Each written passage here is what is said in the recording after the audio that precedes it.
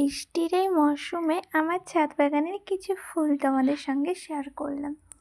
প্রথমে দেখেছিলে রঙ্গনটা কত সুন্দর ফুটেছে, আর তারপরে এই জবাটা, এই জিরে জবাটা আমার বাগানে রয়েছে, এটা খুব সুন্দর লাগে দেখতে।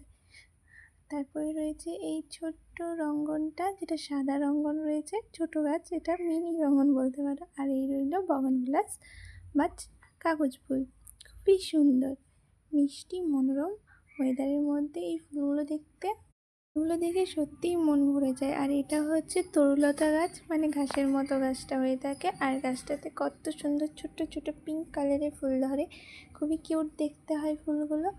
আর ফুলগুলো অনেকটা হয়ে থাকে। আর এই গোলাপটা আপাতত শুকিয়ে গেছে, আর কোনো নেই। আচ্ছা, এটা সাদা গোলাপ গাছগুলো এখন একটু মেরামত করতে হবে, কারণ ফুলগুলো খুব ছোট হচ্ছে। আর এ হলো নয়নতারা, এটা দুটো ভ্যারাইটি রয়েছে। আর রেনি সিজনের সময় রেন লিলি থাকবে না, এটা তো হতে পারে না, তাই এই একটা ছোট্ট বাল্ব রয়েছে রেন লিলির।